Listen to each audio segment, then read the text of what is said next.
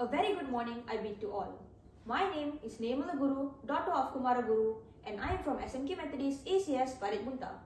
My school's code is AEB 3041. Today, I will be doing a spoiler-free book review on this book entitled Artemis Fowl and the Eternity Code by the award-winning author Owen Colfer. Before I tell you about the story, please let me share with you a little bit about the book overall. Artemis Fowl and the Eternity Code is the third installment in the Artemis Fowl book saga. This book contains 230 pages and was published by Puffin Books in the year 2003. The book revolves around a young boy called Artemis Fowl II. Artemis is the heir to the vastly known Fowl Empire.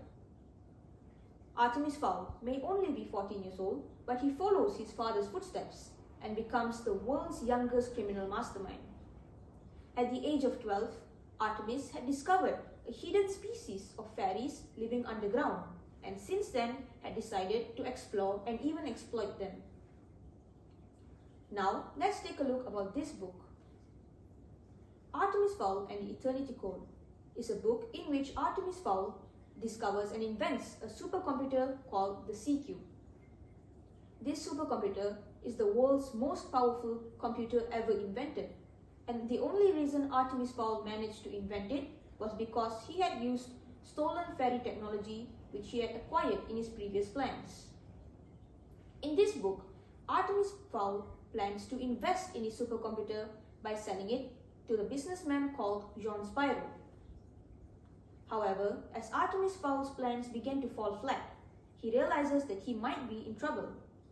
Not only does Artemis lose his C-Cube to Jean Spyro, but his criminal ally and friend, Butler, gets seriously injured in the accident. Artemis then realizes that he has not only lost his friend, but his life is also at stake. Therefore, he has to resort for help from his fairy ally, Elfin Captain Holy Shot. This is because his actions have not only caused danger to the humankind, but to the fairies as well. Things would be much easier for him, but unfortunately, Artemis Fowl happens to be the fairies' public enemy number one. I personally enjoyed reading this book, and there are many reasons as to why. One of the main reasons is because both the protagonist and antagonist character building was extremely unique compared to other novels. Let me tell you why. In this book, Artemis Fowl is shown rather differently than the other novels. I don't want to give away too much of the storyline, but I can tell you this. In the first few books in the Artemis Fowl series, Artemis is described as a boy who has a cold demeanor. He is in fact described to look like a vampire at times because he is so pale and thin. However, in certain scenes in this book, Artemis tends to show compassion and even empathy towards certain people, especially when people that he cares for the most gets injured. This side of Artemis is rather unique, as the boy rarely shows any emotions towards anyone. Apart from this, I think that we can take a good moral value from the previous statement. This is because we should not judge people by its cover, just as many people, including myself, may have judged Artemis in the first few books. This book proves that people can change, and sometimes even for the better.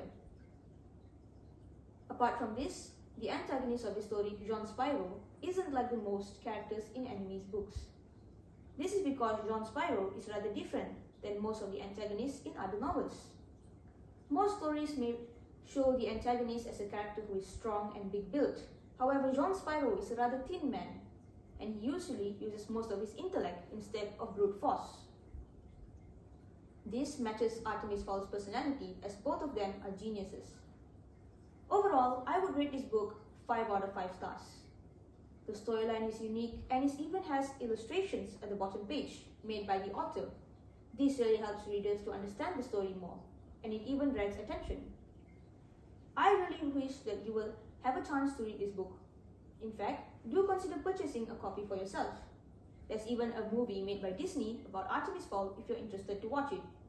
I really hope you consider buying this marvelous book. With that, I end my book review. Thank you.